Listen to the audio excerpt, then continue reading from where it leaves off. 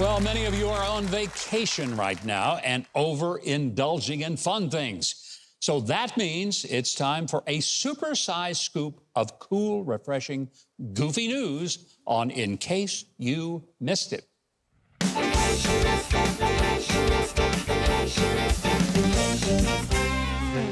All right, this week I've got more Huck's criminal masterminds than you'd find in Congress.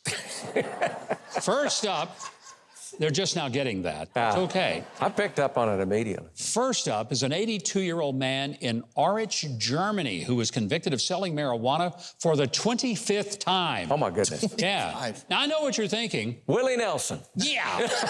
What's Willie Nelson doing in Germany? Well, you'd think by now the old guy would know that pot is illegal, but for some reason, he just keeps forgetting. Wonder why. Yeah. Anyway, through 25 prior convictions, he got nothing but suspended sentences, and the judge just did it again. Man, I didn't know George Soros funded Germany's legal system, too. Oh! Now, before you ask, what's the judge been smoking?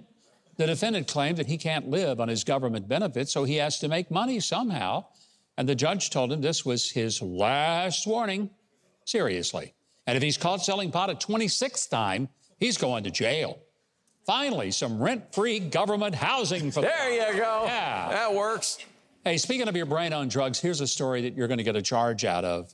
A woman in Hernando County, Florida, looked out her window and she saw a strange man who had broken into her patio and was just sitting out there charging his cell phone. Okay. Yeah. Well, police said he had had several bags of drugs and appeared to be, quote, very relaxed.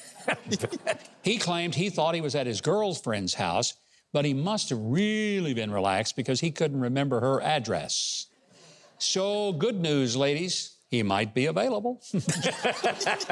Hey, look, Keith, he wants to steal your heart. Yeah. Oh, yeah. Can you imagine what it's going to be like when all the California potheads with electric cars start doing this? Mm-hmm. I mean, that guy's another Einstein compared to the thief who broke into an electronics repair shop in New York.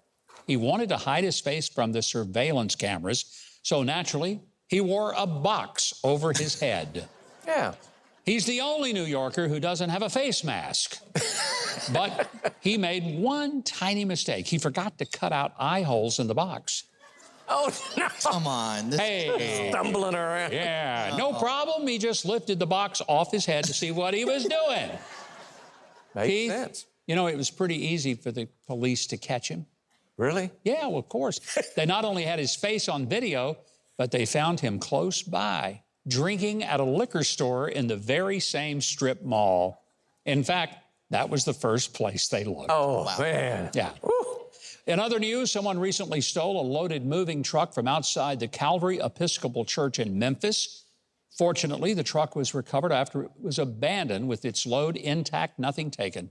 Because, see, the thieves didn't know that the truck was filled with about 2,000 88-year-old organ pipes that were on their way to Boston to be restored. So in this case, the Lord did not help those who helped themselves. Now, the organ pipes are being restored, and the church has called off its search for an organ donor. There you go. I knew it was coming. I knew it was You coming. knew that was going to land right there. All right, this next story has a lot of pennies, but it just doesn't make sense. See what I did there? Uh-huh. Yeah. Yeah. Okay, a Los Angeles man was cleaning out his father-in-law's hoarder house, you know, person who hoards all this stuff, and he found this. Now, these bags are filled with approximately 1 million pennies. Whoa. Now we know why there's a coin shortage, yeah? Anyway, I don't know what he was saving them for, but I guess a hernia operation, probably.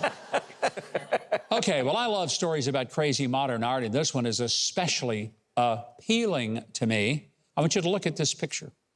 Does that look to you like someone just stuck a banana on the wall with duct tape? Yeah? Well, you're a Philistine. That is a piece of art by artist Maurizio Catalan called Comedian. And it was on display at the Liam Museum of Art in Seoul, South Korea. Well, it was until student No Hun-so showed up. Uh-huh. He'd skipped breakfast. Uh-oh. So he ate the banana and then tape the peel back on the wall. Genius. I say he's not a student, Keith. He's an art critic. I thought you said that he bought the banana with a bag of pennies. No.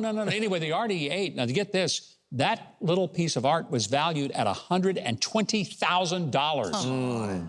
Really? Lucky for No, the banana peel he taped back on the wall is now valued at $200,000. Man, that sounds like a lot, but by the time Biden leaves office, we'll all be paying $200,000 for a banana, right? You know, we don't like to think about this, but we've all got to go sometime. So why not make a statement with your Coffin? A Dutch company is giving new meaning to the term going organic by selling a sustainable, biodegradable coffin made of mushrooms and hemp. I bet they were on mushrooms and hemp when they thought of this idea. Now, Keith, this is very popular with environmentalists and musicians who want to do something, you know, they compose while they live and then they decompose after they die. I caught that, yeah. That's Did you get that, funny. That's bad. I thought it was funny. Anyway, they say this organic mushroom coffin not only saves trees, it completely degrades within a month and a half. So if you want a burial that's truly degrading, there's your coffin. There you go. I get it, though. Some people would rather use their coffins to say, I'm going in style. Now, if this sounds like you, then contact the UK company called Go As You Please. They design coffins based on whatever you loved most when you were alive. That's right. You can get a coffin that looks like a pint of beer or a bottle of whiskey or a sausage roll, and you can be buried in the thing that killed you. There you go. There you go.